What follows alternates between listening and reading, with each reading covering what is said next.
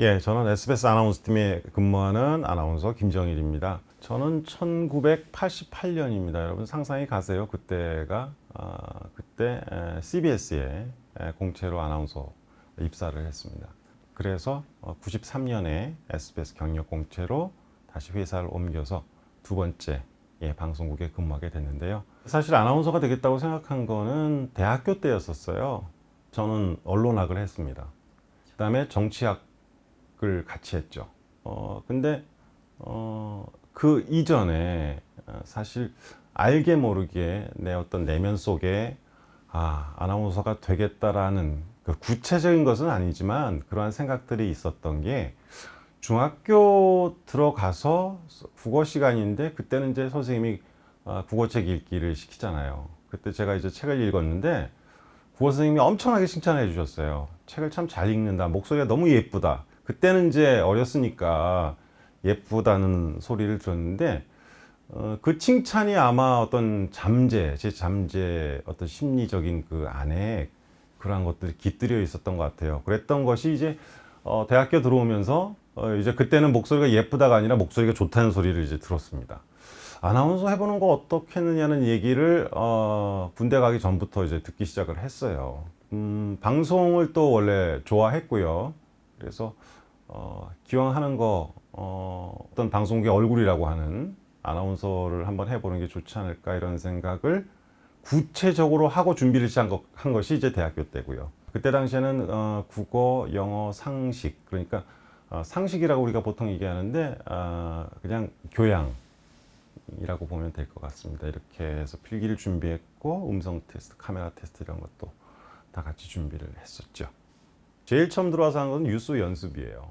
그러니까 모든 방송의 기본을 뉴스라고 생각했고요, 그때는. 그래서 신문이나 아니면 원고를 읽는 게 하루 일과의 거의 출근해서 반이었었어요. 그러고 나서 이제 첫 뉴스에 5분짜리 뉴스에 투입이 되죠. 부들부들 떨면서 했죠. 예, 정말 눈앞이 하얗고 캄캄함과 하얘짐을 동시에 다 경험을 했었죠. 그리고 뉴스 하다가 이제 뭐 라디오, 교양, 상담 그렇게 가게 됐고요.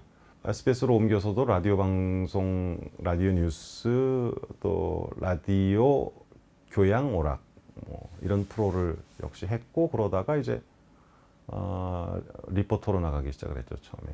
그다음에 남자 아나운서들, 참 그때는 왜 이렇게 남자 아나운서는 이래야 된다 이런 게 있었는지 모르겠는데, 스포츠 중계를 꼭 해야 된다. 지금은 여성 캐스터들도 상당히 많습니다. 정말 멋진 일인데요. 그때는 이제 스포츠를 1인 1기, 한 사람이 하나의 스포츠는 꼭 해야 된다 하면서 전 처음 시작한 게 야구였었어요. 야구를 또 좋아했고요. 좀 사실은 모든 스포츠를 좋아했어요. 그래서 라디오 야구 중계를 이제 드디어 시작을 하게 된 거죠. 사실 1인 1기면 누구나 의무적으로 이제 스포츠 중계를 남자 아나운서는 해야 된다 이제 그랬는데, 스포츠 중계가 저는 또 재밌었어요. 관중들의 함성과 선수들의 그 열띤 그 경기에 임하는 모습들을 내가 직접 볼 수 있다는 게 너무나 저는 행복했어요, 사실. 그리고 스포츠 같은 경우는 특히나 그래요. 국제대회 나가서 내가 중계하는 종목이 성적이 좋았잖아요. 예를 들어서 금메달이 나왔어요, 올림픽에서. 얼마나 좋습니까? 제가 딴 거하고 똑같아요. 그래서 이런 얘기들도 아나운서도 가끔 합니다. 야, 나 오늘 금메달 하나 추가다. 예를 들어서 유도 종목 중계를 하는데 금메달이 2개가 나서, 야, 나 오늘 2개째 금메달. 이렇게 얘기합니다.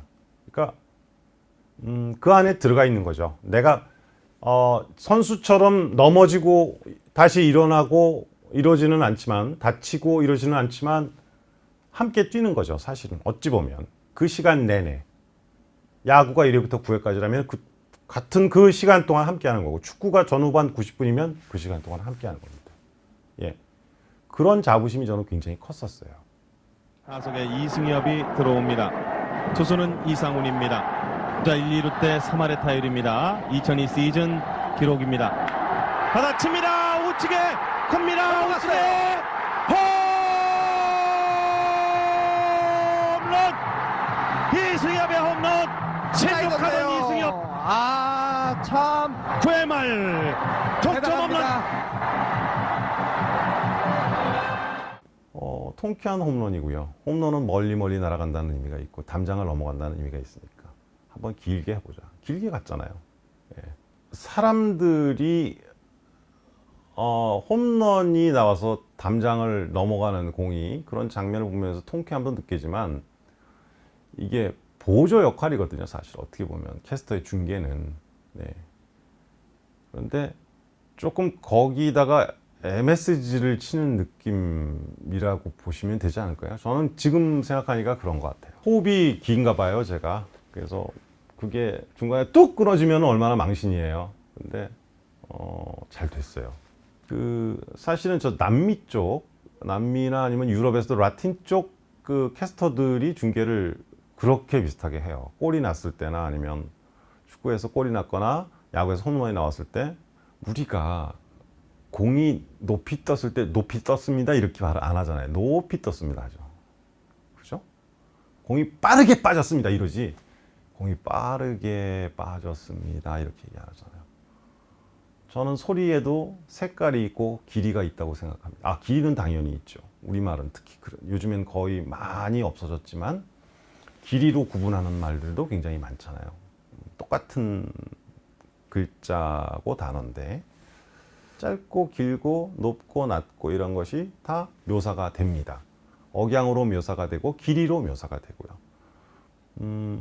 이렇게 저는 가만히 앉아서 하는 방송보다는 사실은 그렇게 현장 방송을 되게 좋아했던 것 같아요. 그래서 뭐 예를 들어서 수해 지역에 나가서 수해 현장에서 그 상황을 전해준다거나 그런 경우가 이제 입시 때 학생들이 시험 보는 장소에 학생들이 들어가는 모습이라든가 뭐 정말 생생하잖아요. 그거는 그런 모습들, 그런 현장이 전 참 좋았어요.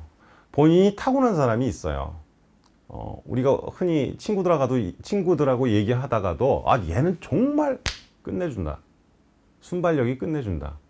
어쩜 이렇게 말을 잘 받아치니? 그런 친구들 있잖아요. 뭐 그렇게 타고난. 근데 방송이란 것은 타고난 것만 가지고는 되는 게 아니거든요. 끊임없이 노력해야 되는 부분이 있는데 그러한 것들이 이제 그런 순발력, 그 다음에 상황 대처 능력, 그리고 중요한 건 스포츠는 각본이 없습니다. 그죠? 뉴스도 각본이 있고 교양 프로도 각본이 있고 라디오 DJ 프로그램이라도 각본이 있습니다. 예, 근데 스포츠는 절대 큐시트는 있어도 각본은 없습니다. 현장에서 마구 벌어지죠. 선수들은 이리 뛰고 저리 뛰고 공은 여기서 저기로 하고 때때로 공이 카메라 밖으로 나가는 경우도 있어요. 잡지 못해서 카메라맨이. 그리고 캐스터 역시 놓칠 때가 있습니다. 그럴 때 그러니까 모든 경우의 수에 대처해야 되는 순발력. 그래서 연습을 해야 되는데요. 애드립이잖아요. 100%. 그러면 애드립 기르는 연습도 우선 해야겠죠. 창을 열고 창 아래 길거리에 펼쳐진 풍경들을 묘사해 보는 겁니다. 예. 자전거 타고 가는 아저씨의 뒤에 뭐가 실려 있습니다. 아저씨가 지나가고 옆에는 양산을 든 아주머니가 장바구니를 들고 갑니다. 이런 걸 다 이렇게 한번 묘사해 보세요. 길거리에. 예.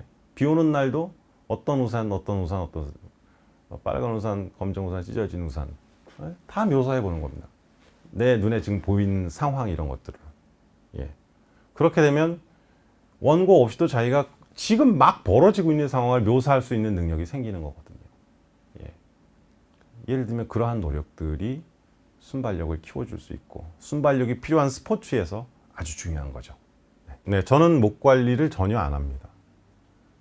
그냥 있는 사실대로 말씀을 드리는 건데요. 물을 그 대신에 되게 자주 마시고 좋아하고 그렇습니다. 이게 건조하지 않아야 되거든요. 예. 건조하지 않아야 좋은 소리가 나올 수 있고 좋은 발성을 할 수 있게 되니까 항상 촉촉함 유지하는 게 굉장히 중요한 것 같고 겨울에 언제부턴가 그전에는 그렇지는 않았는데요. 목도리를 꼭 하고 다니는 보온도 중요하고 따뜻하게 하는 게 중요하고 참 라디오에서 탄탄한 어떤 라디오만 하면서 받았던 교육들이 제게는 아주 좋은 기초가 됐던 것 같아요. 제가 초창기에 받은 그 오디오 교육들 발음 교육들 이런 거, 그리고 라디오기 때문에 또 보이지 않기 때문에, 지금은 보이는 라디오도 있습니다. 근데 그때는 라디오는 보이지 않는다, 음성으로만, 소리로만 이제 듣는 매체이기 때문에 굉장히 중요시하게 생각했어요, 발음을. 그래서 그때 받았던 교육들이 저에게는 굉장히 큰 기초가 됐고, 그거를 딱딱하게 생각하면 안 되고요. 좀 더 부드럽게 생각하면, 이제 제가 TV와 같이 하는 방송으로 옮겼을 때도 그 기초가 굉장히 많이 도움이 됐고, 뉴스 같은 경우는 굉장히 정확한 발음을 과거에는 요구했는데요. 상당히 어렵거든요. 제가 생각하기에 프로그램 중에 가장 어려운 게 뉴스예요. 근데 요즘에는 뉴스를 상당히 편안하게 하는 분위기잖아요. 또 더 어렵게 됐어요. 그래서 뉴스는 정확한 전달력, 당연히 신뢰감을 줘야 되는 프로인데, 그래서 뉴스에 우리가 편한 복장으로 안 나오잖아요. 대부분 정장, 어떤 틀이 있단 말이에요. 하지만 요즘에는 또 틀을 깨려고 가장 노력하는 그 부문 중에 하나가 보도 뉴스입니다. 과연 거기에 그 틀을 깨는 부분을 어떻게 얹어 놓을 수 있는가 하는 노력과, 그리고 역시 흐름을 보라는 거죠. 그러니까 여러분에게 말씀드리고 싶은 것은, 그러니까 미디어하고 친해야 돼요. 특히 방송직을 하고자 하는 사람들은 미디어와 친숙하게 지내라는 뜻입니다. 그러니까 드라마도 좋아요. 그리고 뭐 PD가 되겠다면 당연히 드라마라든가 교양 PD를 하겠다면 교양 쪽 다큐멘터리라든가 아니면 뭐 다른 그런 어떤 것들을 늘상 관심을 가지고 봐야 되고요.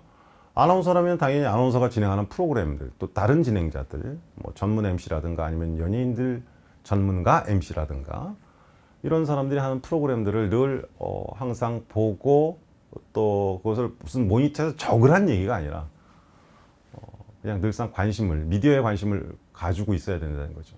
다른 제 같은 또래 아이들보다 어쨌든 몸이 크고 이런 친구들을 학교 선배들이, 운동부 선배들이 픽업을 하러 다녔습니다. 예. 제가 눈에 띄었던 모양이에요. 온갖 팀에서 다 오라고 그러는데, 거부를 하면 되게 혼나고 이럴 것 같아서 그중 괜찮다고 생각한 게 검도였고, 그래서 검도 선수가 됐습니다. 결국 나중에는 성인까지 그거를 선수 생활을 한 건 아니고, 고등학교 시험 봐서 다른 학교를 이제 갔는데, SBS 검도왕 대회라는 게 있었어요. 그걸 제가 20년 넘게 중계를 했는데, 검도왕 대회 중계를 첫 해, 둘째 해 하던 선배가 무슨 다른 프로그램 때문에 그걸 못하게 돼서 누구를 시키느냐 했는데, 이제 저를 시켰는데, 스포츠국장이 보더니 저놈은 틀림없이 검도를 한 놈이다. 저게 점수가 되고 저게 이겼다는 걸 잡아내기가 힘든데 저 친구는 바로바로 잡아내잖아. 이렇게 돼서 20년을 SBS 검도왕 중계를 하게 됐습니다. 그러니까 우리는 준비, 나도 모르게 한 준비, 그 다음에 내 의지로 하게 된 준비, 모든 준비는 다 필요한 겁니다. 그래서 검도는 내가 방송하려고 검도한 건 아니잖아요. 선배 무서워서 어렸을 때 운동을 하게 된 건데, 그게 제가 아나운서가 됐을 때 그 방송을 중계할 수 있는 어떤 기회를 만드는 기초가 됐어요.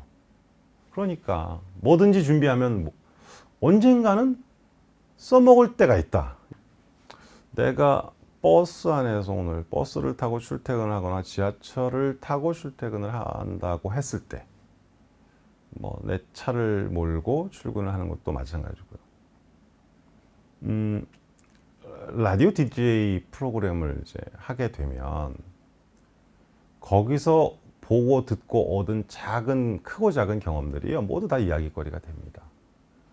그리고 특히 원고 분량이 모자랄 때라든가 아니면 정말 아까 얘기한 것처럼 애드립을 필요로 할 때는 거짓말 할 수 없잖아요. 그죠? 그러면 내가 겪은 얘기들 하게 되는데, 오고 가면서 만난 사람들, 읽은 책, 또 오늘 아침에 출근길의 풍경들, 그다음에 날씨와 관련된 얘기. 사람들이 날씨와 관련된 얘기는 싫어하는 사람이 단 한 사람도 없습니다. 예. 더워서 싫고 추워서 싫을지는 몰라도요, 날씨 얘기는 누구나 다 관심이 있습니다. 뭐 그러한 것들, 이 모든 것들이 다 재료가 되거든요. 그래서 저는 방송인이 되고자 하는 후배들 내지는 어린 학생들 또 이미 다 커버린 그래서 또 준비하는 분들에게는 모든 것을 다 재료 삼으라는 얘기도 함께 해드리고 싶고요. 자신감이라는 게 굉장히 중요한 것 같아요. 왜냐하면 그게 이제 실패했을 때 그 자신감이라는 게 중요하거든요. 우리가 이제 실패를 하게 되면 야, 자신감이 떨어지는 거 아니냐라고 얘기를 하지만 사실 자신감, 자존감, 스스로를 사랑하는, 자기를 사랑하는 사람들은요, 실패했을 때 결코 그 실패에서 그치지 않거든요. 실패와 어떤 자기 자신감은 저는 같은 동일선상에 있다고 저는 생각을 합니다. 예. 그리고 자신감이 있는 사람은 실패해도 결코 그걸 놓지 않습니다. 저는 학생들에게도 뭐 초중고등학교 학생들뿐만 아니라 바로 취업을 코앞에 둔 대학생들 혹은 성인들에게도 결코 자신감을 잃지 말고 자기를 좀 사랑해라. 사실 저도 한번 떨어졌어요. 방송사의 시험을 봐서요. 그런데 다행히 금방 또 다른 시험, 또 다른 회사에서 공채 공고가 났고 그래서 시험을 보게 됐죠. 이게 어느 정도 운때도 상당히 중요하다는 저는 생각을 하는데 그때라는 게 사실 요즘에는 지금은 정보가 얼마만큼 중요하다는 건 아마 여러분들 제가 강조를 안 해도 더 잘 알고 있을 거예요. 그래서 평소 신경을 쓰고 있는 게 굉장히 중요하죠.